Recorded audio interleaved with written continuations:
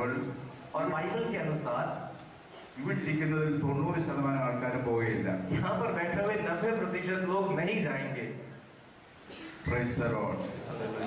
നമ്മളിപ്പോൾ സ്വർഗത്തിലോട്ടൊന്ന് പോകാൻ പോവുകയാണ്. अभी हम स्वर्ग में जाने जा रहे हैं. ദില്ലിയിൽ നിന്ന് നമ്മൾ ഇത്രയും പേരും സ്വർഗത്തിലോട്ട് ചേരുന്നു. तो दिल्ली से हम इतने सारे लोग स्वर्ग में प्रवेश कर जाते हैं.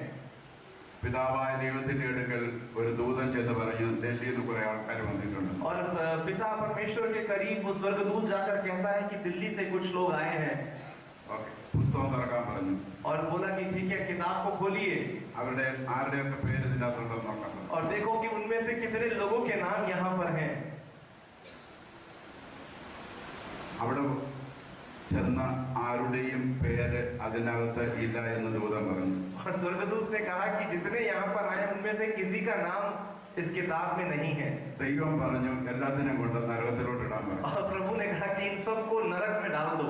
നമ്മൾ ഓരോരുത്തരും അങ്ങനെ നരകത്തിലേക്ക് പോകുന്ന ക്യൂവിൽ നിൽക്കുകയാണെന്ന് വിചാരിക്കുക. और आप लोग सोचिए कि हम लोग सब नरक में जाने वाले उस जो एक लंबी कतार है उस पे खड़े हैं. നമ്മുടെ മനസ്സിന്റെ അവസ്ഥ എന്തായിരിക്കും? तब हमारे दिल की किस प्रकार की अवस्था होगी? ഞാൻ രക്ഷിക്കപ്പെട്ടതാണല്ലോ, സ്നാനപ്പെട്ടതാണല്ലോ, എന്തുകൊണ്ടാണ് എന്റെ പേര് ജീവോത്സവത്തിൽ കാണാഞ്ഞത്? और हम सोचने लगेंगे कि मैंने उद्धार पाया है, बपतिस्मा लिया है, तो फिर जीवन की पुस्तक में मेरा नाम क्यों नहीं है? നമുക്കുണ്ടാകുന്ന ഒരു ഭയങ്കര വേദനയുണ്ട് അന്നേരം. और हमें उस वक्त एक बहुत बड़ा दर्द होगा.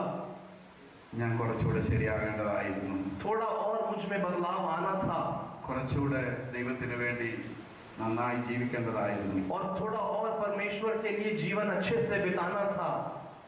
എനിക്കൊരു അവസരം കൂടി കിട്ടിയാൽ ഞാൻ ഇനി നന്നായി ജീവിക്കും. और अगर एक और मौका मुझे मिलेगा तो मैं अच्छे से जीवन बिताऊंगा.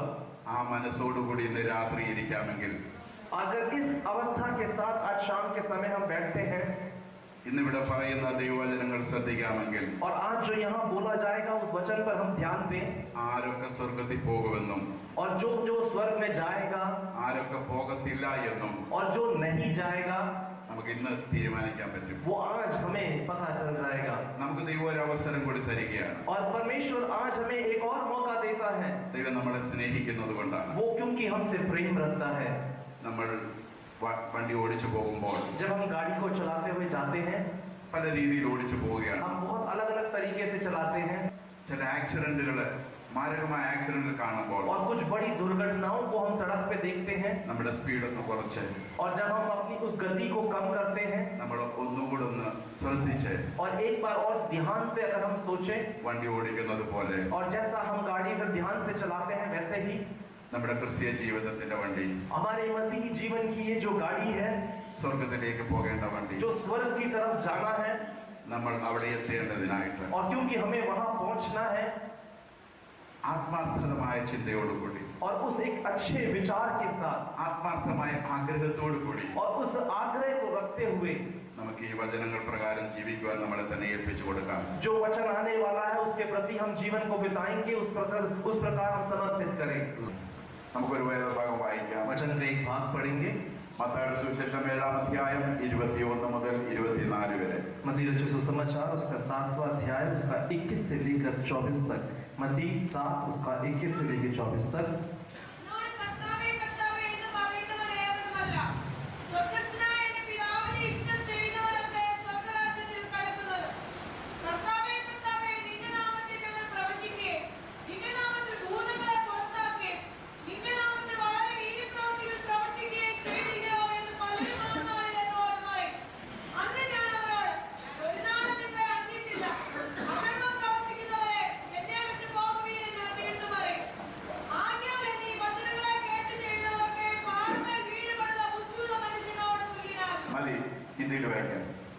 जो मुझसे हे प्रभु कहता है उनमें से हर एक स्वर्ग के राज्य में प्रवेश न करेगा, परंतु वही जो मेरे स्वर्गीय पिता की इच्छा पर चलता है.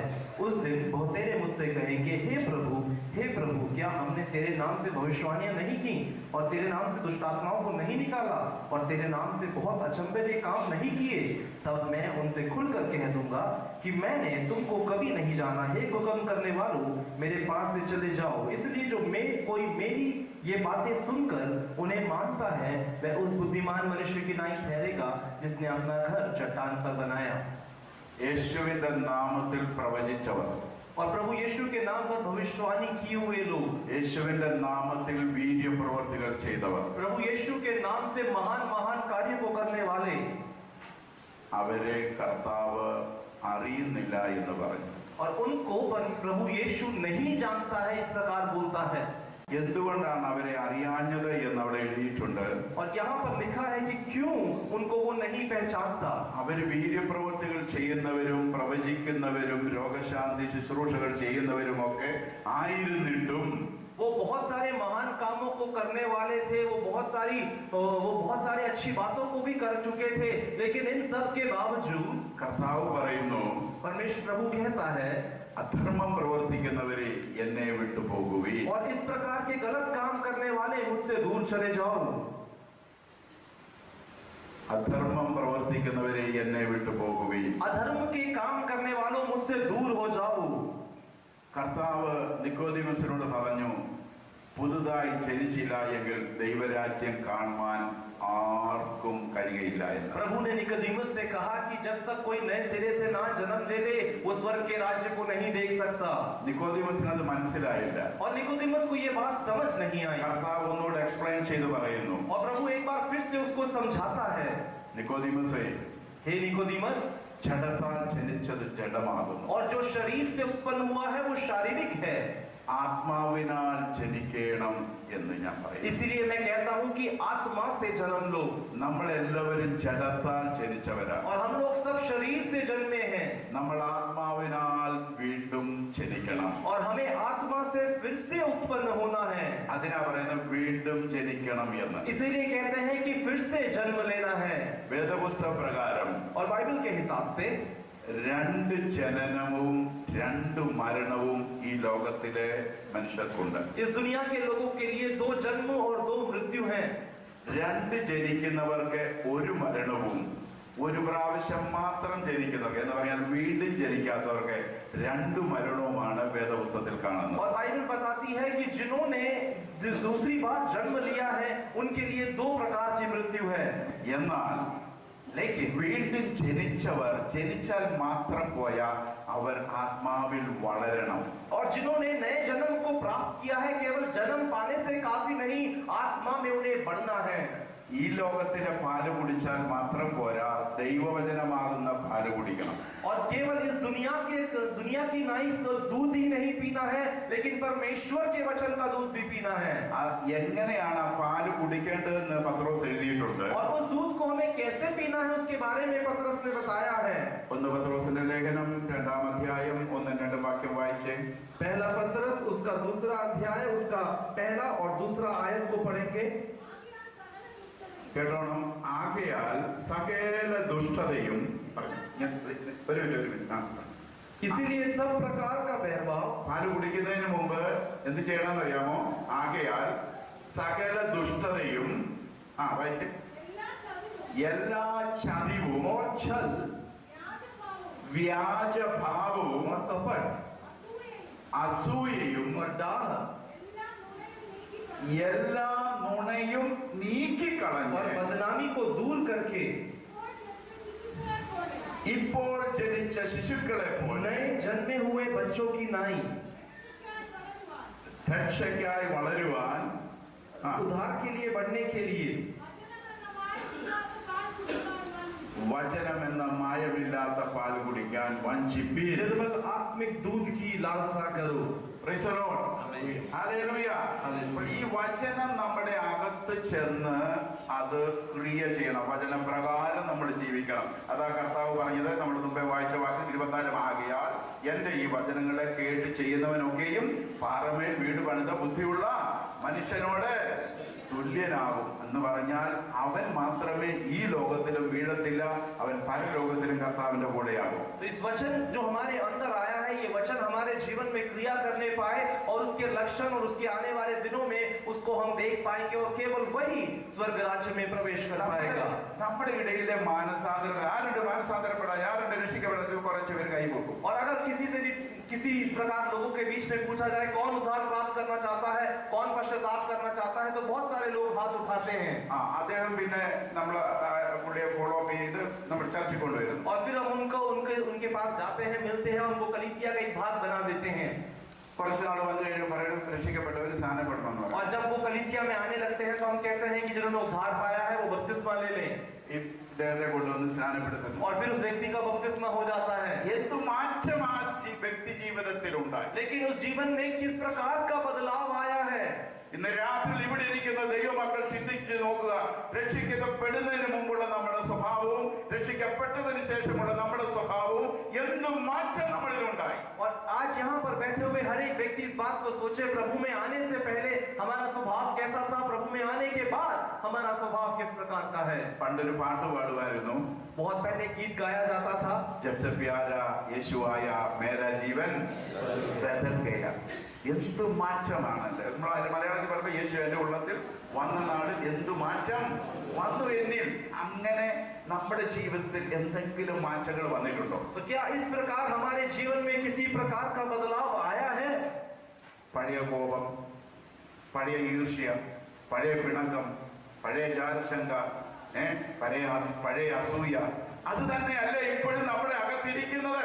और जैसा पहले हम ईर्ष्या रखते थे, जलन रखते थे, गुस्सा रखते थे, दूसरों के प्रति गलत विचार रखते थे, क्या आज भी वो हमारे अंदर वैसा ही वास नहीं करता? ഈ വക പ്രവർത്തിക്കുന്നവൻ ദൈവരാജ്യം അവകാശമാക്കുകയില്ല എന്ന് വേദപുസ്തകത്തിൽ എഴുതിയിട്ടില്ലേ? और बाइबल बताती है कि इन प्रकार के कामों में जो लगा रहेगा वो स्वर्ग राज्य में प्रवेश नहीं करेगा. ഗലാത്യ ലേഖനം 5-ാം അധ്യായം 19-ാം വാക്യം 19-ാം വാക്യം വായിച്ചു. गलातियों उसका 5वां अध्याय उसकी 19वीं आयत को हम पढ़ेंगे. കേട്ടോണം. ഇതിലേതെങ്കിലും നമ്മളിൽ ഉണ്ടോ നോക്കണം. ഉണ്ടെങ്കിൽ സ്വർഗത്തിൽ പോകത്തില്ല. ദുർനടപ്പ്, व्यभिचार, അശുദ്ധി, गंदे काम, ദുഷ്കാമം, लुचपन, വിഗ്രഹാരാധന, मूर्ति पूजा, ആഭിചാരം, टोना, പക, बैर, പിണക്കം, झगड़ा, ജാരശങ്ക, ईर्ष्या, ക്രോധം, क्रोध, ശാഠ്യം, विरोध, ദ്വന്ദ്വവശം, फूट, ഭിന്നത, विधर्म, അസൂയ, डाह, മദ്യപാനം, मतवालापन, വെറുക്കൂത്ത്. लीला क्रीड़ा. അടുത്ത വാക്യം പറ. അടുത്തത് ശ്രദ്ധിച്ചോണേ. ഈ വക പ്രവർത്തിക്കുന്നവർ ദൈവരാജ്യം അവകാശമാക്കുകയില്ല എന്ന് മുമ്പേ പറഞ്ഞതുപോലെ ഇപ്പോൾ നിങ്ങളോട് മുൻകൂട്ടി പറയും. इस प्रकार के काम जो लोग करते हैं वो स्वर्ग राज्य में प्रवेश नहीं कर पाएंगे. जैसा मैंने तुमसे पहले कहा तुम्हें फिर से बताता हूँ. Praise the Lord. Hallelujah. Hallelujah. ഈ മാനസാന്തരം എന്ന് പറഞ്ഞാൽ എന്തുവാ? और ये मन फिराने का मतलब क्या है? ചില ദേവദാസന്മാരെ പ്രസംഗിക്കുന്നത് ഞാൻ കേട്ടിട്ടുണ്ട്. और जब कुछ प्रभु के दास लोग प्रचार करते हैं, കിഴക്കോട്ട് പോകുന്നു, നേരെ പടിഞ്ഞാട്ട് തിരികെ, about turn. और जो आगे को जा रहे थे वो एकदम से पीछे को मुड़ जाते हैं. അതൊന്നുമല്ല മാനസാന്തരം. इसका मन फिराने का मतलब മാനസാന്തരം എന്താണെന്ന് ചോദിച്ചാൽ, मन फिराने का मतलब क्या है? ഇപ്പോൾ നമ്മൾ വായിച്ച ഈ സ്വഭാവങ്ങളെല്ലാം എല്ലാ മനുഷ്യന്റെയും ഉള്ളിലുള്ള കാര്യങ്ങളാണ്. और जो अभी हमने यहाँ पर पढ़ा है वो हम सब मनुष्यों के अंदर पाया जाता है. മാനസാന്തരപ്പെടുന്നയാൾ और जो मन फिरा देता है ഈ വക കാര്യങ്ങളെല്ലാം എടുത്ത് കളഞ്ഞിട്ട് और ये सारी बातों को वो फेंक कर അതിന്റെ അടുത്ത വാക്യങ്ങൾ എഴുതിയിരിക്കുന്ന ആത്മാവിന്റെ ഫലമോ സ്നേഹം, സന്തോഷം, സമാധാനം, ദീർഘക്ഷമ, ദയ, പരോപകാരം, വിശ്വസ്തത, സൗമ്യത, ഇന്ദ്രജയം, ഈ വകയ്ക്ക് വിരോധമായി യാതൊരു ന്യായപ്രമാണവുമില്ല. എന്നുവെച്ചാൽ നമ്മൾ ആത്മാവിൽ ജനിച്ചു കഴിയുമ്പോൾ ആത്മാവിന്റെ ഫലം നമ്മളിൽ നിന്നുണ്ടാകണം. तो जब हमने मन फिरा लिया है तो आत्मा का फल जो प्रेम, आनंद, मेल, धीरज, धीरज, कृपा, भलाई, विश्वास, नम्रता और संयम है। ऐसे कामों के विरोध में कोई भी व्यवस्था नहीं है। ऐसी चीजें हमारे अंदर पाई जानी चाहिए। ഒന്ന് നമ്മൾ ചിന്തിച്ചു നോക്കുക, ജഡത്തിന്റെ സ്വഭാവങ്ങൾ നമ്മളിലുണ്ടോ? हम पहले इस बात को देखें कि जो शारीरिक अभिलाषाएं हैं क्या वो हमारे अंदर हैं। കോപവും ക്രോധവും ഈർഷ്യയും പകയും ഒക്കെ നമ്മുടെ കയ്യിലുണ്ടോ? शरीर के जो काम है क्रोध, ईर्ष्या, जलन, इस प्रकार की बातें क्या हमारे अंदर हैं। കൊരിന്ത്യ സഭയിൽ ഇങ്ങനെയുള്ള കുറച്ചുപേരെ കണ്ടുകൊണ്ട് പൗലോസ് ചോദിക്കുന്നുണ്ട്, और तुरंत की कलीसिया में कुछ ऐसे लोगों को देखकर पौलुस पूछता है, നിങ്ങളിൽ ഈർഷ്യയും പിണക്കവും ഇരിക്കെ अगर तुम्हारे अंदर डाह और झगड़ा है, നിങ്ങൾ ജഡീകന്മാരും ശേഷ മനുഷ്യരെ പോലെ ഉള്ളവരുമല്ലേ? और तुम शारीरिक हो और जैसे दूसरे हैं उन्हीं के समान हो। നമ്മൾ വീണ്ടും ജനിച്ചെങ്കിൽ നമ്മുടെ സഭയിൽ വഴക്കുണ്ടാകത്തില്ല. अगर हमने नए जन्म फिर पाया, सच में नया जन्म पाया है, तो कलीसिया में झगड़ा नहीं നമ്മുടെ होगा, വീട്ടിൽ तो വഴക്കുണ്ടാകത്തില്ല. फिर हमारे घर में झगड़ा नहीं होगा। Praise the Lord, hallelujah. Price the Lord, hallelujah. ഇന്ന് രാത്രിയിൽ നമുക്കൊരു വീണ്ടും ജനനത്തിന്റെ അനുഭവം ഉണ്ടാകട്ടെ. इस रात हमें एक बार एक नए जन्म का एक अनुभव होने पाए। ആത്മാവിൽ ജനിക്കുവാൻ നമുക്കിടയായി തീരട്ടെ. आत्मा में एक नया जन्म हम प्राप्त करने पाए।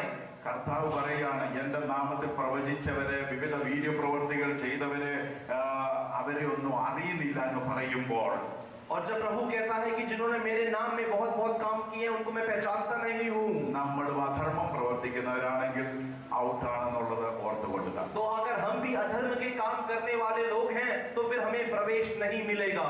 നമുക്കുള്ള പ്രത്യേകത എന്ന് പറഞ്ഞാൽ हमारे अंदर की विशेषता क्या है?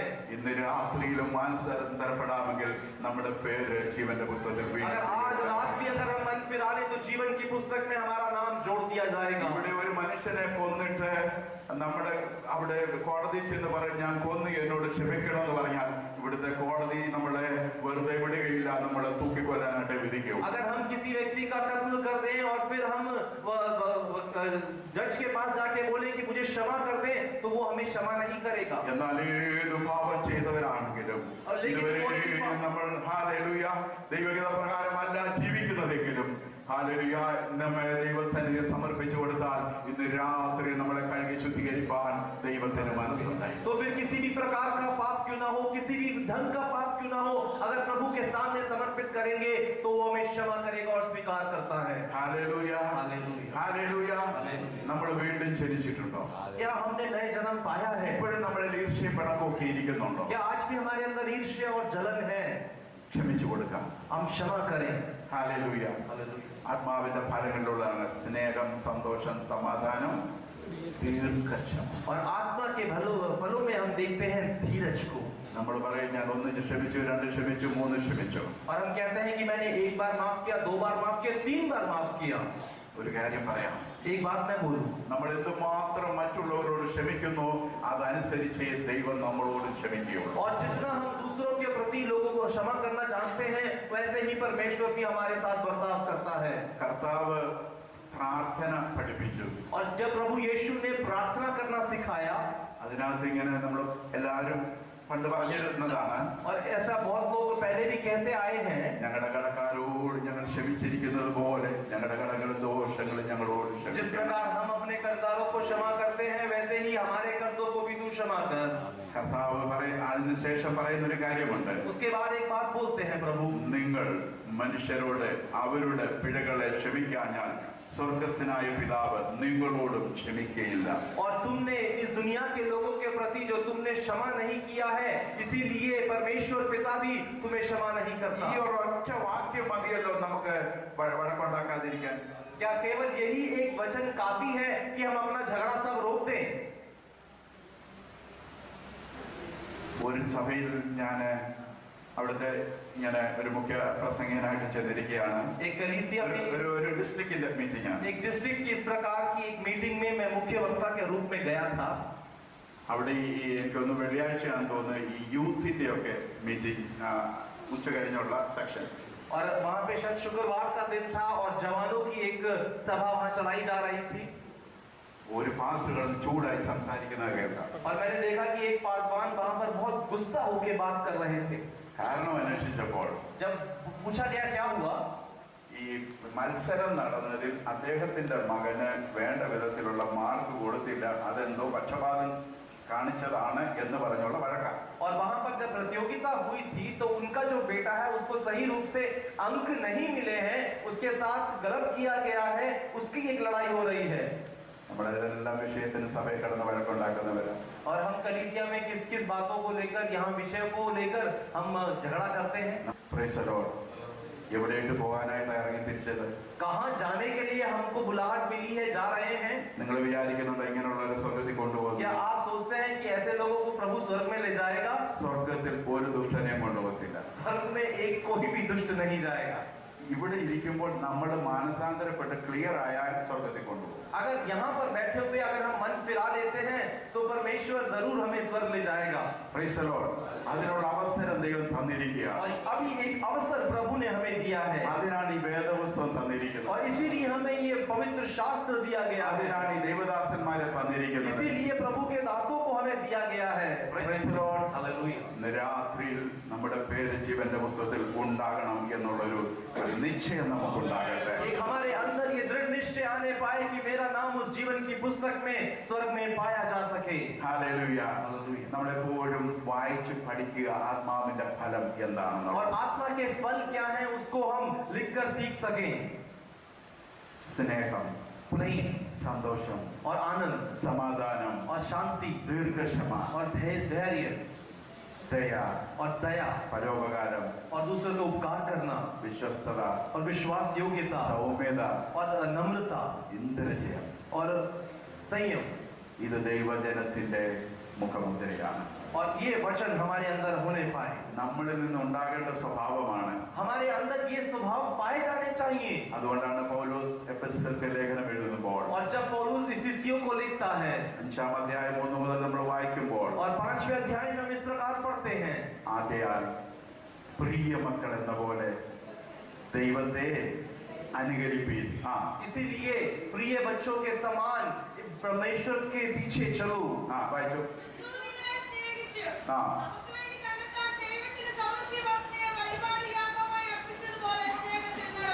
സ്നേഹത്തിൽ നടക്കണം. प्रेम में चलने पाए. അടുത്തത് കേട്ടോണം. ദുർനടപ്പും യാതൊരു അശുദ്ധിയും അത്യാഗ്രഹവും നിങ്ങളുടെ ഇടയിൽ പേർ പറപോലും അല്ല. മാനസാന്തരപ്പെട്ടതിന്റെ ഗുണമാണ് അത് കാണേണ്ടത്. ഇത് നമ്മുടെ ഇടയിൽ ഉണ്ടാകരുത്. പിന്നെ അങ്ങനെയാകുന്നു വിശുദ്ധന്മാർക്ക് ഉചിതം, അല്ലെങ്കിൽ ഇങ്ങനെയാകുന്നു ദൈവമക്കൾക്ക് ഉചിതം. പിന്നെ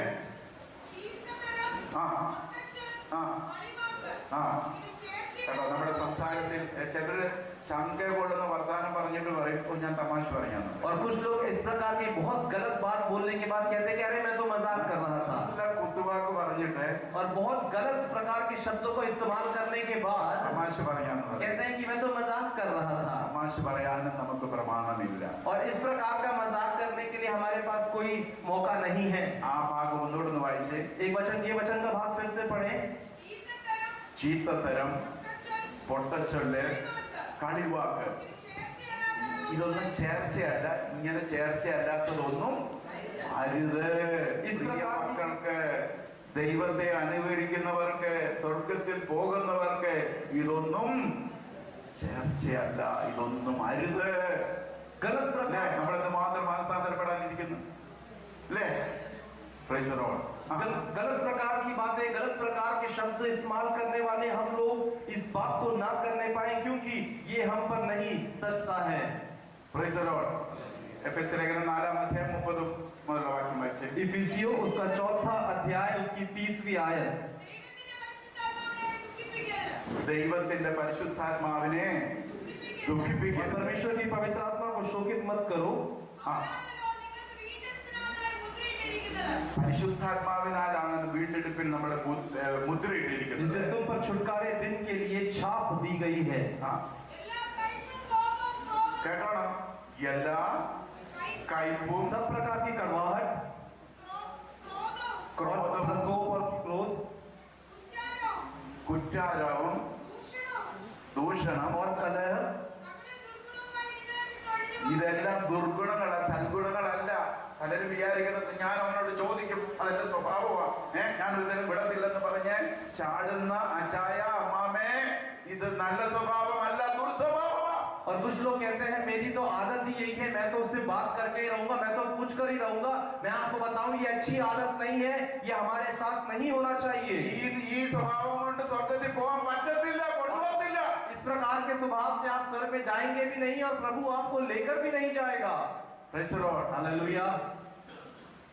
റോമാലേഖനം 8-ാം അധ്യായം 13-ാം വാക്യം ഒന്ന് വായിച്ചേ. रोमियो उसका 8वां अध्याय उसकी 13वीं आयत।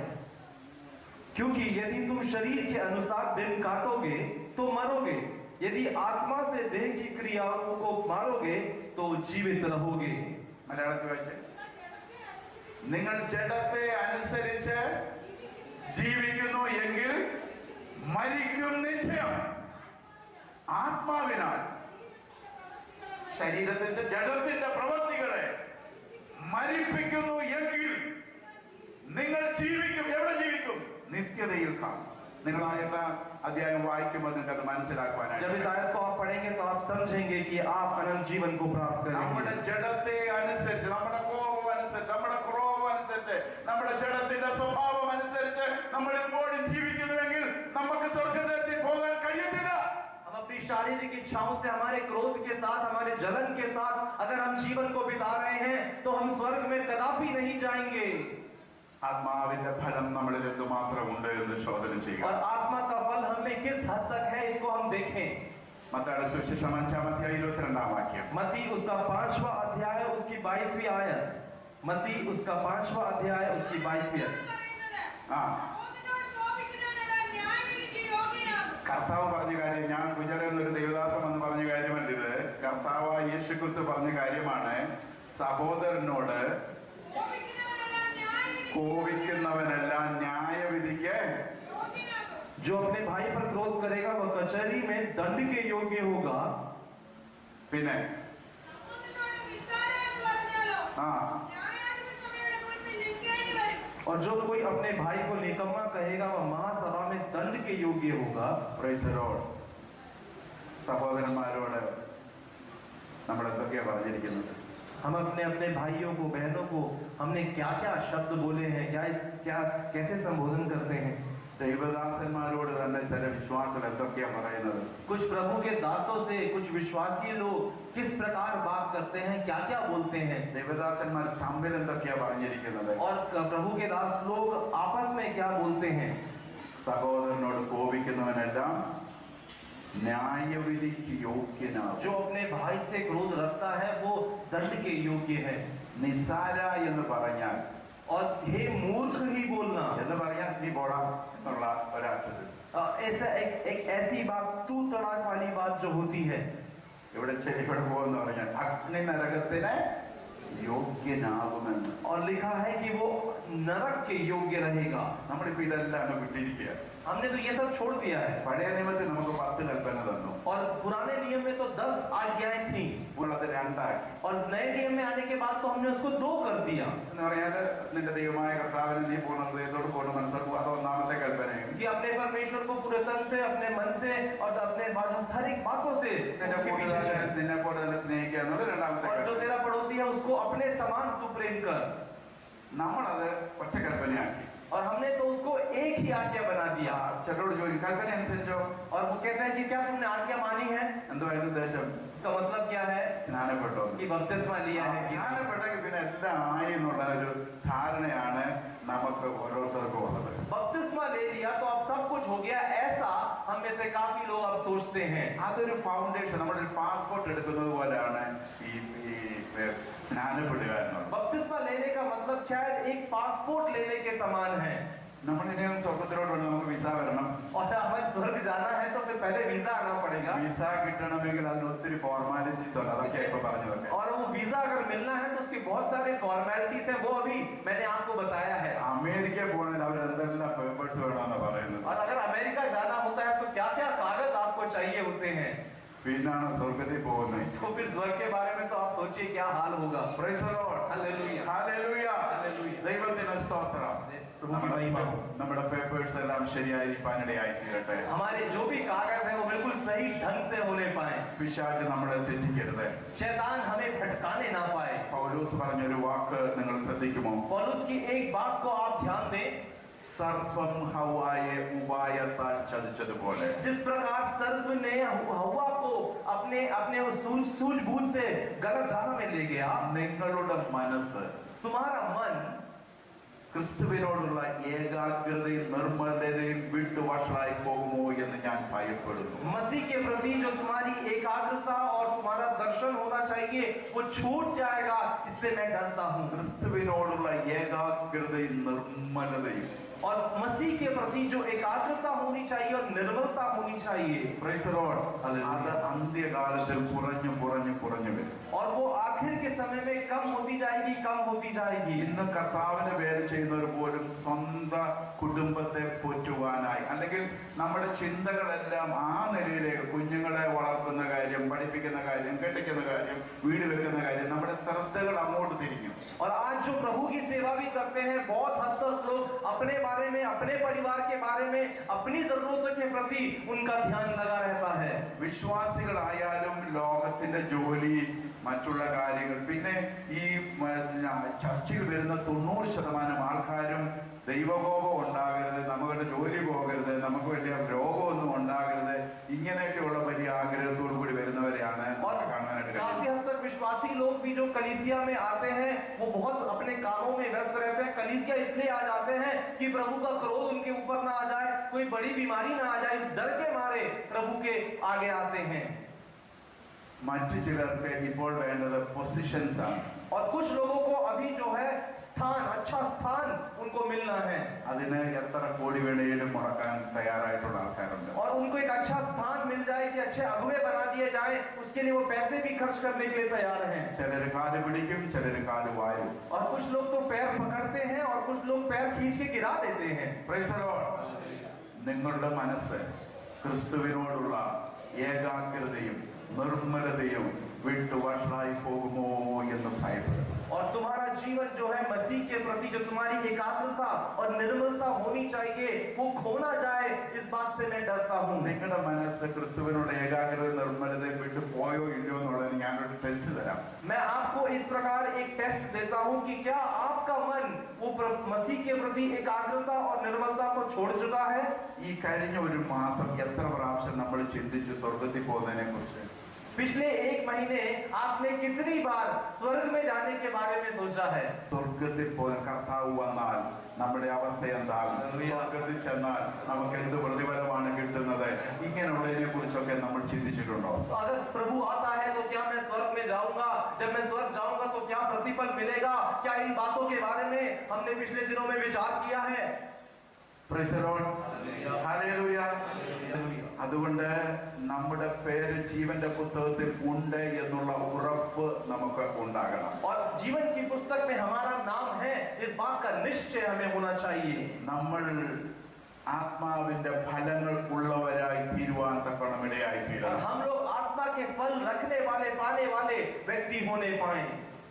ഗലാത്യലേഖനം 5:19 എല്ലാവരും ദിവസവും വായിക്കുന്നത് നല്ലതായിരിക്കും. ഇതിലേതെങ്കിലും എന്റെ ജീവിതത്തിൽ ഉണ്ടോ എന്നൊന്ന് ശോധന ചെയ്യുന്നത് നല്ലതായിരിക്കും. गलाती उसका 5वां अध्याय उसका 19वीं आयत पढ़ना और उसको सीखना, रोज पढ़ना हमारे लिए बहुत अच्छा होगा। അവിടെ എഴുതിയിരിക്കുകയാണ്, ഈ വക പ്രവർത്തിക്കുന്നവൻ ദൈവരാജ്യം അവകാശമാക്കുകയില്ല എന്ന്. इस प्रकार के काम जो करेगा वो स्वर्ग के राज्य में प्रवेश नहीं करेगा। Praise the Lord.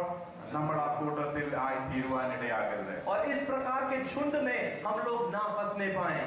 എബ്രായ ലേഖനം 12:14 വായിക്കുമ്പോൾ इब्रानी उसका 12 अध्याय उसकी 14वीं आयत को जब हम पढ़ते हैं, അവിടെ എഴുതിയിരിക്കുന്നു, वहां पर लिखा है, എല്ലാവരോടും സമാധാനം ആചരിച്ച് ശുദ്ധീകരണം പ്രാപിപ്പാൻ ഉത്സാഹിക്കാം. सबसे मेल मिलाप रखने और उस पवित्रता के खोजी हो जिसके बिना कोई प्रभु को कदापि ना देखेगा। ശുദ്ധീകരണം കൂടാതെ ആരും കർത്താവിനെ കാണുകയില്ല. और पवित्रता ना हो तो कोई भी प्रभु को नहीं देख पाएगा। നമ്മൾ ചെയ്ത പാപങ്ങൾക്ക് നമ്മൾ ദൈവസന്നിധിയിൽ മുട്ടുമുടക്കി പ്രാർത്ഥിച്ചാൽ, കരഞ്ഞാൽ, ക്ഷമയ്ക്കായി അപേക്ഷിച്ചാൽ ദൈവം ക്ഷമിക്കും. और अगर जिन पापों में हम फंसे हैं, जिनमें हम गिर चुके हैं, उसके प्रति गिड़गिड़ाकर हम रोकर क्षमा मांगते हैं तो प्रभु हमें क्षमा करेगा।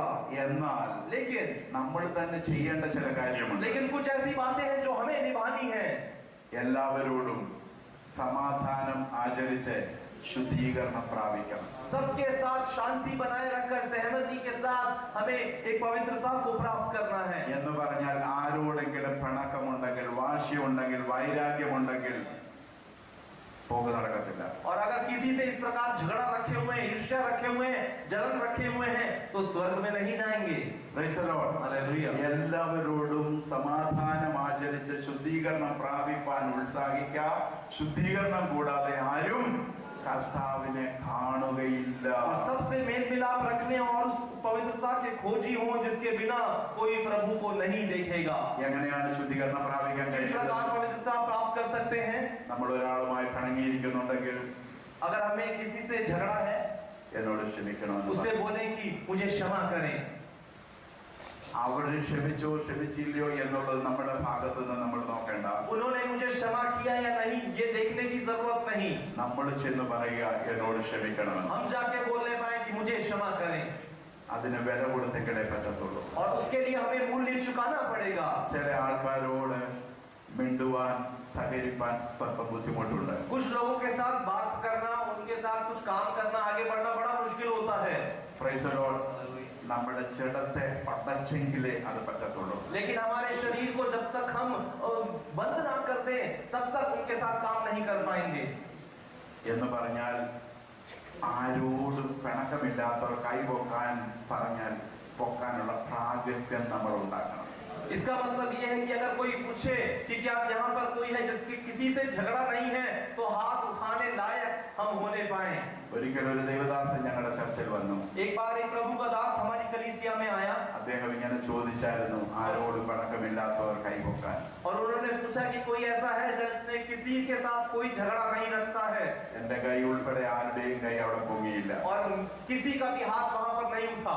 പക്ഷെ അന്ന് ഞാനൊരു തീരുമാനമെടുത്തു. लेकिन उस दिन मैंने निर्णय लिया, ഇനി ആരെങ്കിലും ഇങ്ങനെ ചോദിച്ചാൽ अगर आज से कोई मेरे से पूछे എന്റെ കൈ പൊക്കണമെന്ന്. मैं हाथ को उठाने पाऊं. Praise the Lord. हालेलुया. അതുകൊണ്ട് इसीलिए ഒത്തിരി താന്ന് ഒത്തിരി ക്ഷമിച്ച് ഹല്ലേലൂയ മറ്റുള്ളവരോട് ഒന്ന് പിണങ്ങാതിരിക്കാൻ നോക്കും. അഥവാ എന്തെങ്കിലും പിണക്കത്തിന്റെ അനുഭവം ഉണ്ടായാൽ ക്ഷമ പറയാനും അല്ലെങ്കിൽ അവരുമായി സഹകരിക്കാനുമുള്ള അവസരങ്ങൾ ഉണ്ടാക്കി കൊടുക്കും. और बहुत नम्रता के साथ आगे बढ़ने पाए. अगर किसी प्रकार से किसी से कोई झगड़ा हो जाता है उसको सुलझाकर आगे बढ़ने की कोशिश करें. Praise the Lord. हालेलुया. ഇന്ന് ഇവിടെ ഇരിക്കുന്ന എല്ലാവരും ഒരു തീരുമാനം എടുത്തിട്ട് പോകും. और जो आज यहाँ पर बैठे हैं वो सब एक निर्णय लेके जाने पाए. ഞാൻ ആരോടും പിണങ്ങിയിരിക്കുകയില്ല. मैं किसी से झगड़ा नहीं रखूंगा. Praise the Lord. എന്തിനെന്ന് ചോദിച്ചാൽ നമുക്ക് സ്വർഗ്ഗത്തിൽ പോകുവാൻ. और ये इसलिए बोला जाता है क्योंकि हमें स्वर्ग जाना है. കർത്താവ് പറഞ്ഞു, നിങ്ങൾ മനുഷ്യരോട് അവരുടെ പിഴകളെ ക്ഷമിക്കാഞ്ഞാൽ സ്വർഗ്ഗസ്ഥനായ പിതാവ് നിങ്ങളോടും ക്ഷമിക്കുകയില്ല. जैसे तुम दूसरों को क्षमा करते हो वैसे ही परमेश्वर तुम्हें स्वर्ग से क्षमा करता है. ഹല്ലേലൂയ. Price the Lord. ഞാൻ 2 മാസം മുമ്പ് മൂന്നാർ ഇതുപോലെ ഒരു മീറ്റിംഗ് നടത്തിയപ്പോൾ ഈ വിഷയം എടുക്കാനിടയായി. और इस प्रकार कुछ 2 महीने पहले मुनार में एक केरल की एक जगह में इस विषय को मैंने प्रचार किया. മീറ്റിംഗ് കഴിഞ്ഞ് ഞാൻ ഇങ്ങനെ ഇരിക്കുമ്പോൾ और जब मीटिंग समाप्त होने के बाद जब मैं बैठा हुआ था ഒരു സഹോദരി എന്റെ അടുക്കൽ വന്നു. एक बहन मेरे पास आई. ഞാൻ പറഞ്ഞതെല്ലാം അംഗീകരിച്ചു. उन्होंने जो मैंने बोला सब कुछ उन्होंने अंगीकार किया. ഒരു കാര്യം മാത്രം എന്നെ കൊണ്ട് പ്രയാസമാണ്. और वो कहते हैं कि एक ही बात मुझे बिल्कुल बहुत मुश्किल हो रहा है. ആ പുള്ളിക്കാരുടെ അമ്മായിയമ്മയുമായിട്ട് സഹകരിക്കാൻ പറ്റത്തില്ല.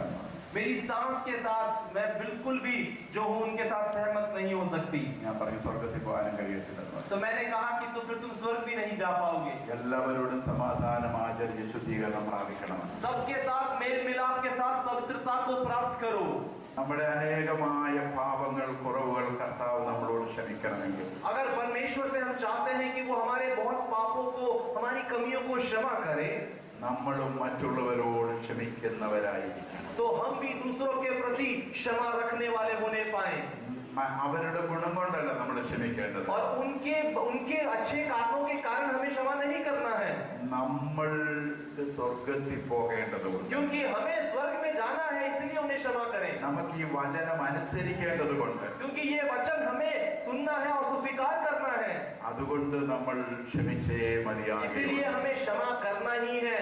ചിലർ പറയും എന്നോട് അത് പറഞ്ഞു, എന്നോട് അങ്ങനെ ചെയ്ത് ഞാൻ എങ്ങനെ ക്ഷമിക്കുമെന്ന്. और कुछ लोग कहते हैं कि मुझसे ऐसे बोला, मुझसे वैसे बोला, मैं कैसे क्षमा करूं.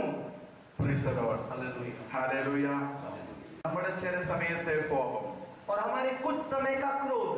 ചില സമയത്ത് നമുക്ക് മാനേജ് ചെയ്യാൻ പറ്റാതെ വരുമ്പോഴാണ് വഴക്ക്, അടി, കൊലപാതകം, ഡൈവോഴ്സ് ഇതെല്ലാം ഉണ്ടാകുന്നത്. जब हम अपने आप में कुछ समय को नियंत्रण नहीं रख पाते, तब इस प्रकार का झगड़ा और डिवोर्स, तलाक, इस प्रकार की बातें हमारे जीवन में आती हैं। നമ്മൾ കോപിച്ചിരിക്കുമ്പോൾ ഒരിക്കലും ഒരു ഡിസിഷൻ എടുക്കരുത്. और जब हम गुस्से में होते हैं, तब हम कभी भी किसी निर्णय को लेने ना पाए। നമ്മുടെ മനസ്സ് ചൂടാകുന്ന അനവധി അനുഭവങ്ങൾ നമ്മുടെ മുമ്പിൽ കടന്നു വരാം. और जब हमारे दिल में फिर बहुत प्रकार से गुस्सा या चोट पहुंचने के अनुभव आते हैं, ആ സമയത്ത് നമ്മൾ എടുക്കുന്ന തീരുമാനങ്ങളൊക്കെ നെഗറ്റീവ് ആയിരിക്കും. तो उस समय जो भी निर्णय हम लेते हैं तो बहुत नकारात्मक होते हैं। 23-ാം സങ്കീർത്തനത്തിൽ ദാവീദ് ഇങ്ങനെ പറയുന്നു, भजन 23 में दाऊद इस प्रकार कहता है അവൻ എന്റെ പ്രാണനെ തണുപ്പിക്കുന്നു. कि उसने मेरे प्राण को ठंडक दी है। പ്രാണനെ തണുപ്പിക്കണമെങ്കിൽ പ്രാണൻ ചൂടാകണമല്ലോ. और प्राण को अगर ठंडा करना है तो इसको गर्म भी होना पड़ेगा पहले। നമ്മുടെ പ്രാണൻ ചൂടാകുന്ന ഒത്തിരി അനുഭവങ്ങൾ ഉണ്ടാകും. और हमारा दिल, हमारा मन इस प्रकार जो गर्म होने के बहुत सारे अनुभव होते हैं। ഒരു ആശുപത്രി പോയാലും പ്രാണൻ തണുക്കത്തില്ല. तो फिर कैसी भी अस्पताल में क्यों ना चले जाएं, हमारा मन ठंडा नहीं होता। പ്രാണനെ തണുപ്പിക്കുന്ന ഒരിടമേ ഉള്ളത് കർത്താവിന്റെ और സന്നിധിയാണ്. मन को अगर ठंडा करना है तो केवल प्रभु की उपस्थिति में है। മുട്ടുമടക്കി നമ്മുടെ ഭാരം, നമ്മുടെ പ്രയാസം, നമ്മുടെ വേദന നമ്മുടെ കർത്താവിനോട് പറയുമെങ്കിൽ കർത്താവ് നമ്മളെ ക്ഷമിപ്പാൻ തക്കവണ്ണം മനസ്സിലാക്കും. घुटनों पे आकर गिड़गिड़ाते हुए प्रभु के सामने रोएंगे, क्षमा मांगेंगे, तो प्रभु हमें क्षमा करने पाएगा। കർത്താവേ, എനിക്ക് പ്രതിസന്ധിയെ തരണം ചെയ്യുവാനുള്ള കൃപ എനിക്ക് തരണമെന്ന്. हे प्रभु, मुझे इस अवस्था को खड़े होकर चुनौती के साथ खड़े रहने के लिए मेरी सहायता कर। എന്റെ ഈ പ്രശ്നത്തിന് പരിഹാരം കർത്താവ് ഒരുക്കി തന്നാണ്. प्रभु जी, इस परिस्थिति के प्रति आप मुझे एक समाधान दे दें। നമ്മൾ ദൈവസന്നിധിയിൽ മുട്ടുമടക്കി കരഞ്ഞപ്പോൾ പ്രാർത്ഥിക്കുമ്പോൾ ഹല്ലേലൂയ, നമ്മുടെ പ്രാണൻ തണുക്കുവാനായിട്ടിടയായി. और जब प्रभु की उपस्थिति में बैठ के हम प्रार्थना करते हैं तो हमारे मन को प्रभु ठंडक देगा। ഉചിതമായ തീരുമാനം എടുക്കുവാനുള്ള ആലോചന ദൈവം നൽകി തരുവാനിടയായി. और सही प्रकार का निर्णय हमारे दिल में लेने के लिए प्रभु सहायता करेगा। ചിലരെ കൊല്ലണമെന്നും തല്ലണമെന്നുമുള്ള ചിന്തകൾ മാറിപ്പോകുവാനിടയായി. और कुछ लोगों को मारना है, कुछ लोगों को हमें उनकी जान लेनी है, इस प्रकार की जो चिंताएं आती हैं वो हट जाएंगी। അതുണ്ടാകണമെങ്കിൽ ദൈവസന്നിധിയിൽ മുട്ടുമടക്കി പ്രാർത്ഥിച്ചെങ്കിലേ. और अगर ऐसा होना है तो प्रभु की उपस्थिति में घुटने टेक कर प्रार्थना करें। നമ്മൾ അഭിമുഖീകരിക്കുന്ന വിഷയത്തിന്മേൽ വിടുതൽ വേണമെങ്കിൽ ദൈവസന്നിധിയിൽ മുട്ടുമടക്കി പ്രാർത്ഥിക്കുക. जो समस्या से हम होकर गुजर रहे हैं तो उसके प्रति घुटने टेक कर प्रार्थना करें। ലോകപ്രകാരമുള്ള മനുഷ്യൻ തീരുമാനിക്കുന്നത് പോലെ ചിന്തിക്കുന്നത് പോലെയുമല്ല ഒരു ദൈവ പൈതൽ മുന്നോട്ട് പോകേണ്ടത്. और जिस प्रकार दुनिया के लोग कार्यों को करते हैं, निर्णय लेते हैं, वैसा परमेश्वर के लोग ना करने पाए। നമ്മളെ ലോകത്തിൽ നിന്ന് ദൈവം എടുത്തിരിക്കുകയാണ്. और इस दुनिया से प्रभु ने हमें अलग किया है। നമ്മൾ ലോകക്കാരല്ല ഇപ്പോൾ. और हम इस दुनिया के लोग नहीं हैं। നമ്മൾ വേദപുസ്തക കർത്താവിന്റെ മക്കളായി ജീവിക്കുന്നവർ. और हम इस बाइबल के हिसाब से परमेश्वर के बच्चे होकर जीवन बिताते हैं। നമ്മൾ പ്രിയ മക്കളാണ്. और हम परमेश्वर के प्रिय संतान हैं। Praise the Lord. Hallelujah. Hallelujah. Hallelujah. ദൈവത്തിന് നന്ദിയോടെ സ്തോത്രം. प्रभु के नाम की महिमा हो। മത്തായിയുടെ സുവിശേഷം 5-ാം വാക്യം വായിക്കുമ്പോൾ ഇങ്ങനെ നമ്മൾ കാണുന്നു, मत्ती उसका 5:19 जब हम पढ़ते हैं, സമാധാനം ഉണ്ടാക്കുന്നവർ ഭാഗ്യവാന്മാർ, അവർ ദൈവത്തിന്റെ പുത്രന്മാരെന്ന് വിളിക്കപ്പെടും. इसलिए कि जो जो शांति को लेकर आते हैं वो परमेश्वर की संतान कहलाए जाएंगे। Praise the Lord. നമ്മൾ സമാധാനം ഉണ്ടാക്കുന്നവരായിരിക്കണം. हम शांति बनाने वाले होने पाए। ചിലർക്ക് വഴക്കുണ്ടാക്കാനേ അറിയത്തുള്ളൂ. कुछ लोगों को केवल झगड़ा करना और करवाना ही आता है। നമ്മൾ പക്ഷെങ്കിൽ ദൈവമക്കളാണെങ്കിൽ ആകണമെങ്കിൽ എങ്ങനെയായിരിക്കണം? സമാധാനം ഉണ്ടാക്കുന്നവരായിരിക്കണം. लेकिन अगर हम प्रभु के जन हैं तो हम शांति बनाने वाले होने पाए। നമ്മൾ വായിക്കുന്ന എല്ലാവരോടും സമാധാനം ആചരിക്കണമെങ്കിൽ നമ്മൾ സമാധാനം ഉണ്ടാക്കുന്നവരാകണം. और अगर सबके साथ हमें शांति बनाए रखनी है तो हम शांति बनाने वाले होने पाए। സമാധാനം ഉണ്ടാക്കണമെങ്കിൽ ഒന്നാമത് വേണ്ടത് ക്ഷമയാണ്. और अगर शांति बनाए रखनी है तो सबसे पहले हमारे अंदर धीरज होना चाहिए। Praise the Lord. Amen. Hallelujah. Hallelujah. ദൈവമക്കളായി ജീവിപ്പാൻ, और प्रभु के जन होकर संतान होकर जीवन बिताना, നമ്മുടെ പേര് ജീവന്റെ പുസ്തകത്തിൽ കാണപ്പെടുവാൻ, और हमारा नाम जो है जीवन की पुस्तक में पाया जा सके, നമ്മൾ ദൈവസന്നിധിയിൽ കാണപ്പെടും, സ്വർഗത്തിൽ അവകാശികളായി തീരുവാൻ, और जो स्वर्ग हमें मिल पाए, നമ്മൾ ആത്മാവിന്റെ ഫലമുള്ളവരായി ജീവിച്ചെങ്കിലേ മതിയാകും. तो केवल आत्मा के फल से जब तक हम नहीं जिएंगे तब तक ऐसा नहीं होगा. ഹല്ലേലൂയ. നമ്മൾ എന്തിനാ സ്നാനപ്പെടുന്നത്? हम किस प्रकार बपतिस्मा लेते हैं? റോമാലേഖനം 6-ാം അധ്യായം 3-ാം വാക്യം വായിക്കുമ്പോൾ रोमियो उसका 6:3 जब पढ़ते हैं, യേശുക്രിസ്തുവിനോട് ചേരുവാൻ സ്നാനമേറ്റിരിക്കുന്ന നാം എല്ലാവരും അവന്റെ മരണത്തിൽ പങ്കാളികളാകുവാൻ സ്നാനമേറ്റിരിക്കുന്നു എന്ന് നിങ്ങൾ അറിയുന്നില്ലയോ? क्या जो बपतिस्मा हमने लिया है वो यीशु की मृत्यु में लेकर हमने आगे बढ़े हैं, क्या ये हम नहीं जानते? അതിന്റെ 5-ാം വാക്യത്തില് നമ്മൾ ഇങ്ങനെ വായിക്കുന്നു, उसकी 5वीं आयत बताती है, അവന്റെ മരണത്തിന്റെ സാദൃശ്യത്തോടെ ഏകീഭവിച്ചവരായെങ്കിൽ और जब उसके मृत्यु के सदृश्य में हम हो चुके हैं അവന്റെ പുനരുത്ഥാനത്തിന്റെ സാദൃശ്യത്തോട് तो ഏകീഭവിക്കും. उसके पुनरुत्थान के सदृश्य में भी हम उठ जाएंगे. Praise the Lord. Hallelujah. Hallelujah. ആ പുനരുത്ഥാനം ലഭിക്കുവാനായിട്ടാണ് നമുക്ക് വീണ്ടും ജനനം उस ആവശ്യമായി. पुनरुत्थान को प्राप्त करने के लिए हमें मन फिराना, दूसरा जन्म जरूरी है. അതിന് സ്നാനം ആവശ്യമാണ്. उसके लिए बपतिस्मा जरूरी है. നമ്മൾ ദൈവവചനം വായിക്കേണ്ടത് उसके ആവശ്യമാണ്. लिए प्रभु का वचन पढ़ना जरूरी है. ദൈവവചനം വായിച്ച് അത് പ്രകാരം ജീവിക്കേണ്ടത് प्रभु ആവശ്യമാണ്. का वचन पढ़कर उसके हिसाब से जीना जरूरी है. ആത്മാവിന്റെ ഫലങ്ങളുള്ളവരായിട്ട് മുന്നോട്ട് പോകാൻ നമുക്കിടയാകണം. आत्मा के फल के हिसाब से आगे बढ़ने वाले होने पाए. ജഡത്തിന്റെ സ്വഭാവങ്ങൾ നമുക്ക് മനസ്സിലാക്കുവാൻ കഴിഞ്ഞു. शरीर के काम हमने देख लिए हैं, समझ रहा है.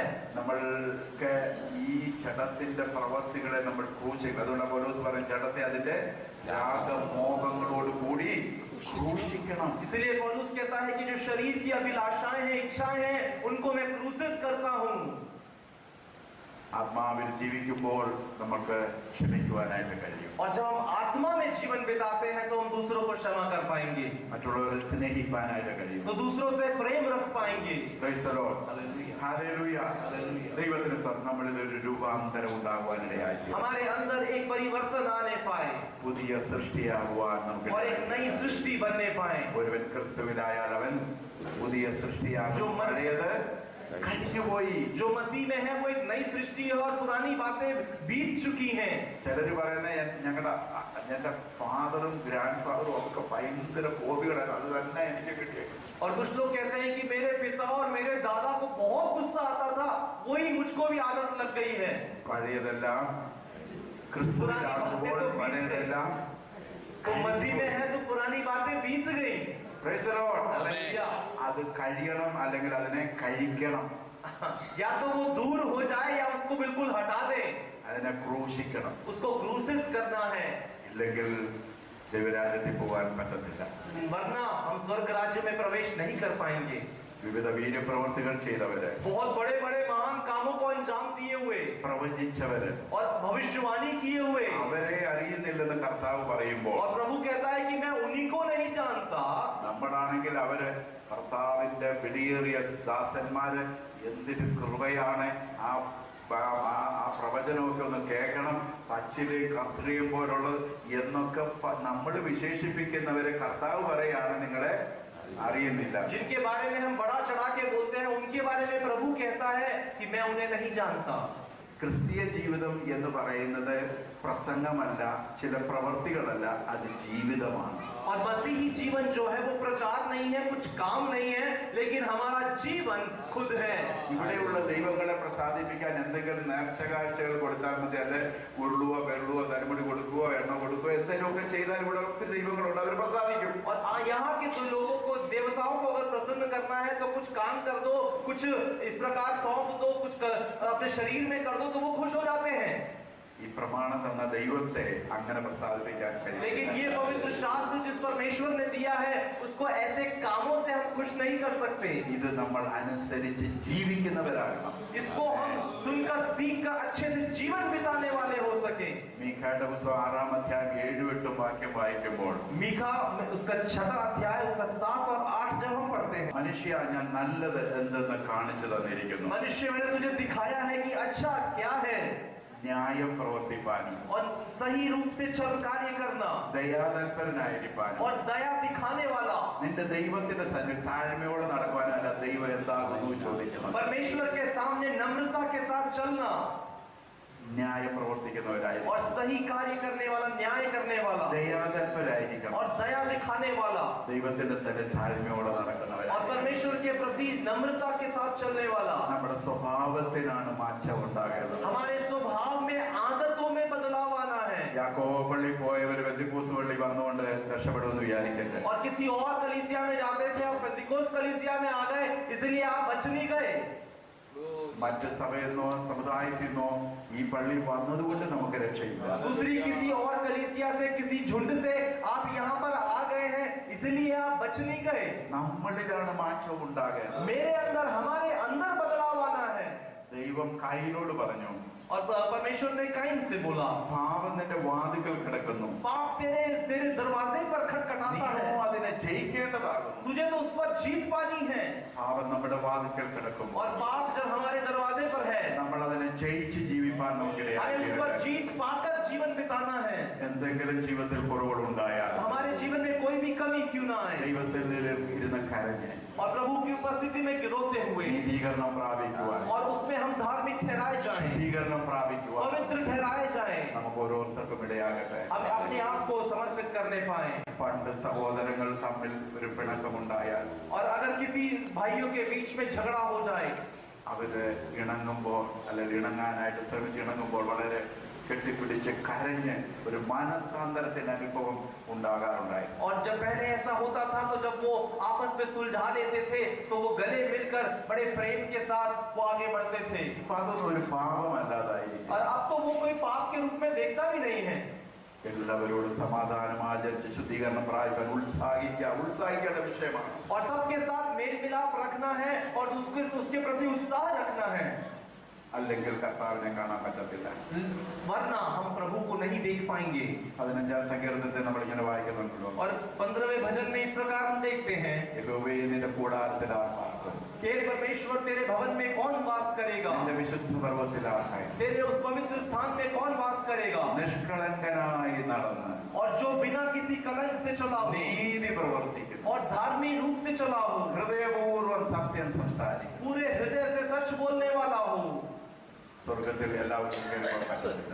और स्वर्ग में इस प्रकार नहीं जा पाए, നമുക്ക് എല്ലാവർക്കും സ്വർഗത്തിൽ പോകുവാൻ പറ്റണം. और हम लोग को स्वर्ग में जाने के लिए तैयारी है। വഴി ദൈവം നമുക്ക് കാണിച്ചു തന്നു. परमेश्वर ने हमें इस मार्ग दिखाया है, ഇത് നമുക്ക് നഷ്ടമായി പോകാൻ ഇടയാകരുത്. ये हम खोने ना पाए, ദൈവരാജ്യത്തിൽ എല്ലാവരും കാണപ്പെടുവാൻ തക്കണം. और ये इच्छा हो कि हम स्वर्ग के राज्य में पाए जाएं। ദൈവം നമ്മളെ സഹായിക്കട്ടെ. परमेश्वर हमें आशीष दे, ഈ വചനങ്ങളാൽ ദൈവം നമ്മെ സഹായിക്കട്ടെ. इस वचनों के द्वारा प्रभु आपको आशीष दे। Amen. Hallelujah.